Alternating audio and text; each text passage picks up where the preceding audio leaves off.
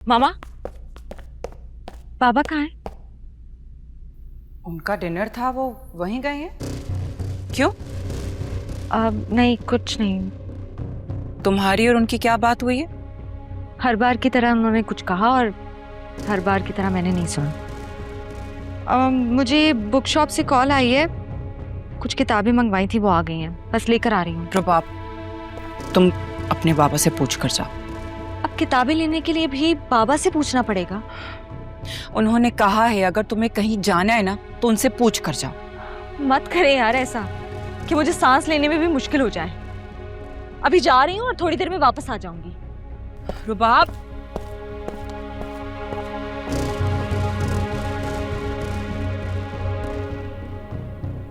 क्या हुआ?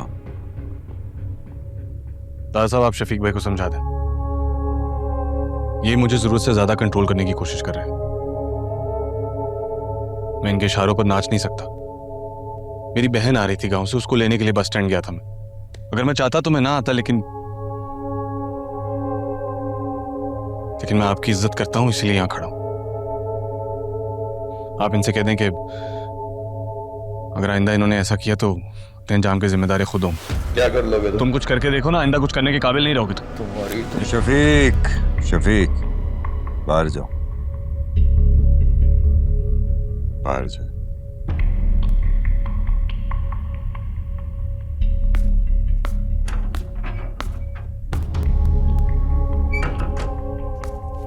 जज्बात अच्छे होते हैं, लेकिन हर वक्त नहीं। शफीक वही करता है जो मैं कहता हूं उसको। दादा साहब, मेरी बहन आ रही थी। इनकलाब सबसे पहले रिश्तों की कुर्बानी मांगता है।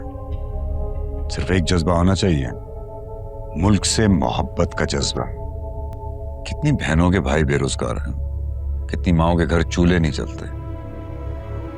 ये मुशीर और वजीर, ये हरामखोर सब खा जाते हैं। मेरी तो सारी आस तुमसे जुड़ी है और तुम ये छोटी छोटी बातों पे उलझे हुए हो। सॉरी दादा साहब, मैं आइंदा ख्याल रखूंगा। शाबाश। वैसे तुम्हारी बहन को मैंने पिक करने के लिए कुछ लोग भेजे थे, उसको पार्टी हाउस पे छोड़ देंगे। तुम पार्टी हाउस से उसको पिक कर लेना। दादा साहब, ये मुझ पे हर वक्त नजर रखना, मेरा फोन हैक करना, क्या ये सब कुछ जरूरी है?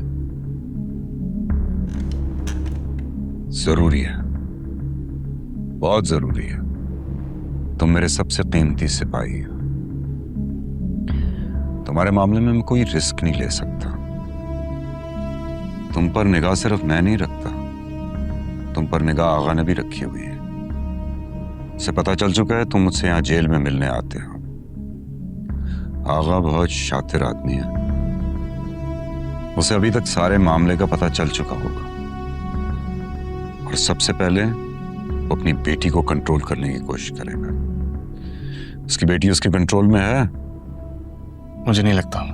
तुम जैसा कहोगे वैसे करेगी। दादा साहब, अभी मामला उस हद तक पहुंचा नहीं है। तो पहुंचाओ उसको वहां तक, वक्त कम है।